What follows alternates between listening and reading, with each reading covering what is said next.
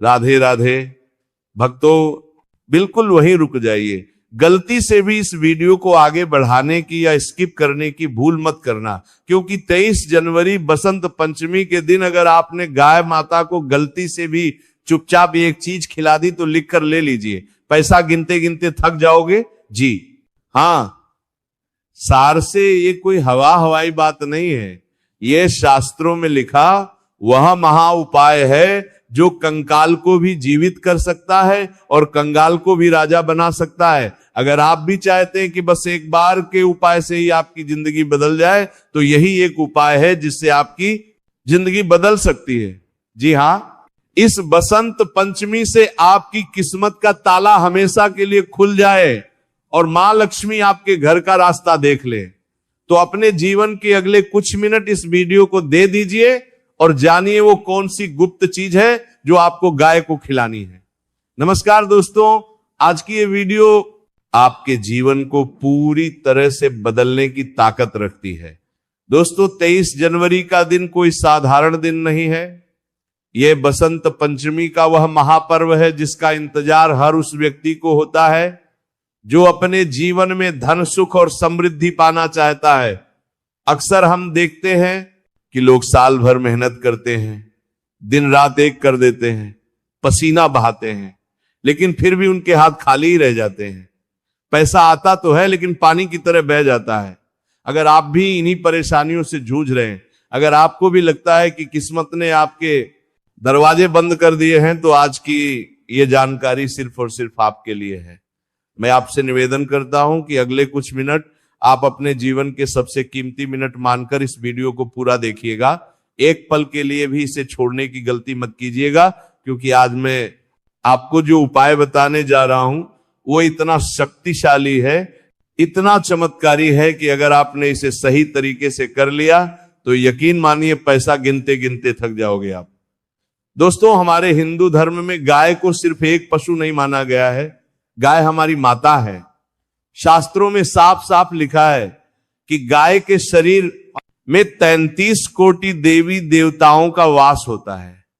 आप जरा सोचिए, जब आप एक गाय की सेवा करते हैं तो आप सिर्फ एक जीव को भोजन नहीं करा रहे होते, बल्कि आप 33 करोड़ देवी देवताओं को भोग लगा रहे होते हैं।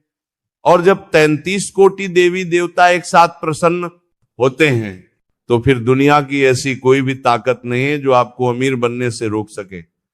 लेकिन बसंत पंचमी के दिन गाय को खिलाने का नियम थोड़ा अलग है। इस दिन का महत्व बहुत खास है। बसंत पंचमी का दिन मां सरस्वती का दिन है, ज्ञान का दिन है, और साथ ही साथ ये दिन गुरु ग्रह यानी बृहस्पति देव को प्रसन्न करने का भी सबसे बड़ा दिन माना जाता है।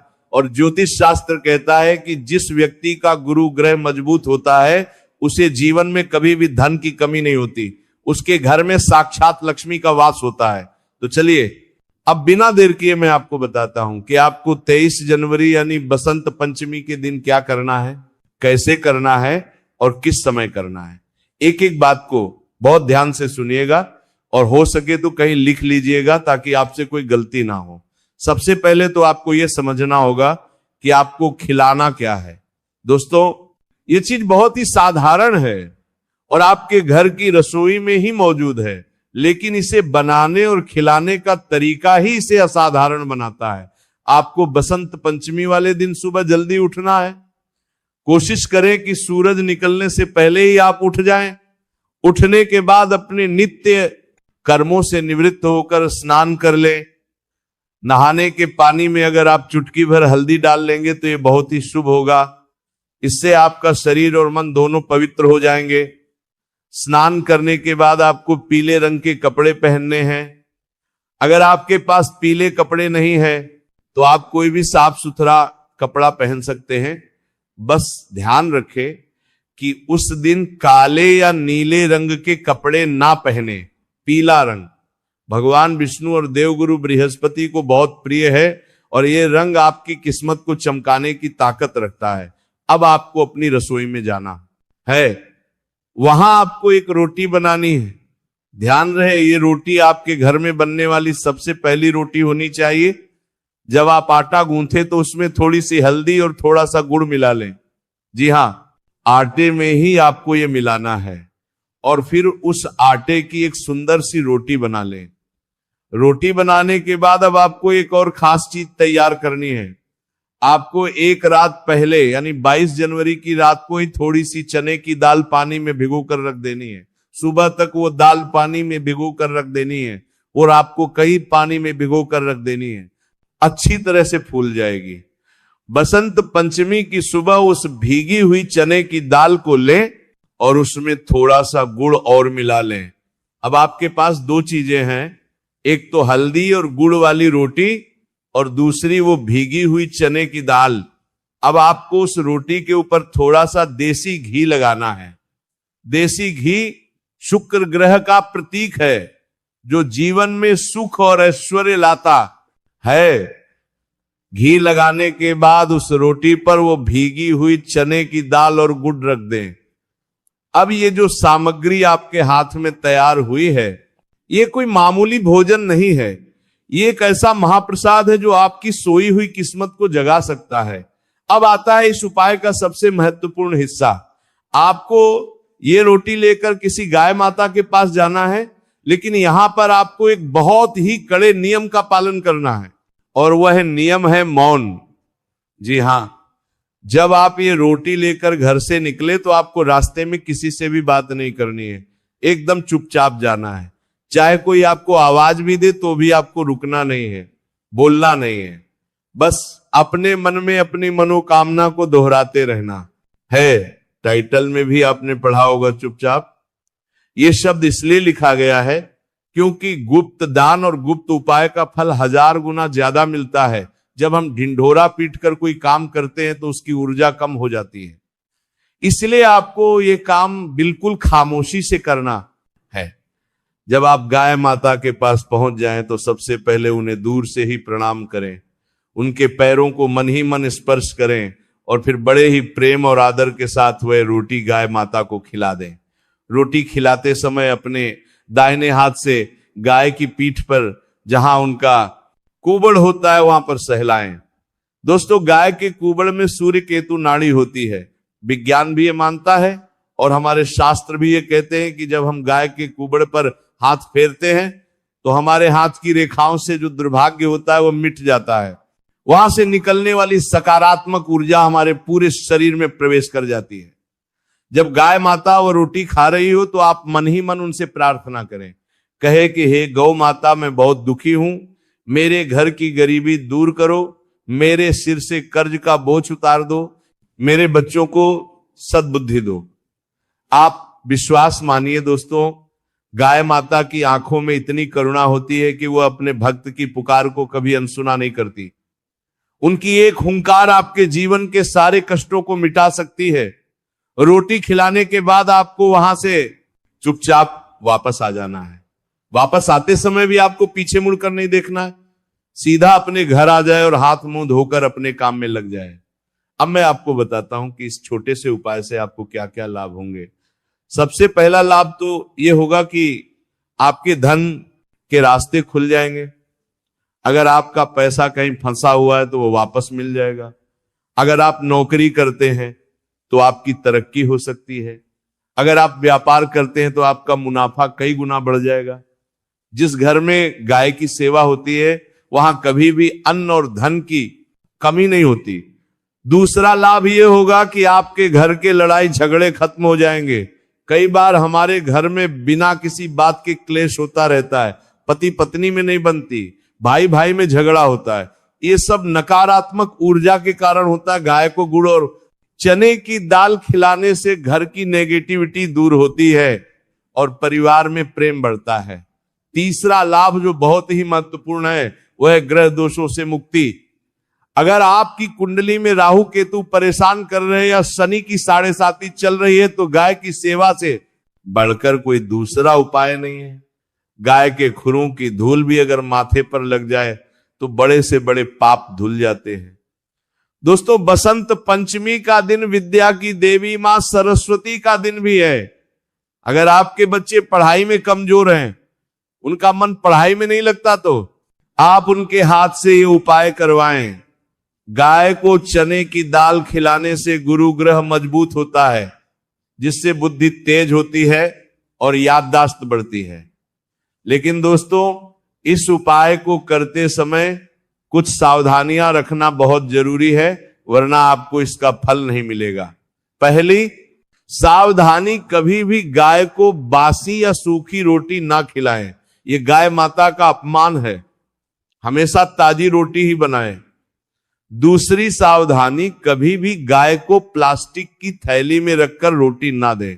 बहुत से लोग घर से पन्नी में रोटी ले जाते हैं और पन्नी समेत ही गाय के आगे डाल देते हैं। ये बहुत बड़ा पाप है।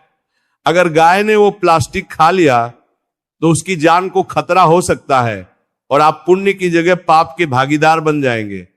तीसरी सावधानी, गाय को रोटी खिलाते समय मन में कोई भी संदेह ना रखें। ये मत सोचे कि पता नहीं इससे कुछ होगा या नहीं। पूरे विश्वास और श्रद्धा के साथ उपाय करें। ईश्वर उन्हीं की मदद करते हैं जिनका विश्वास पक्का होता है। एक छोटी सी कहानी आपको सुनाता हूं, जिससे आपको समझे आएगा कि विश्वास में कितनी ताकत होती है। एक बार एक बहुत ही गरीब आदमी था। उसके पास रहने को ठीक से घर भी नहीं था। वह रोज मंदिर के बाहर भीख मांगता था।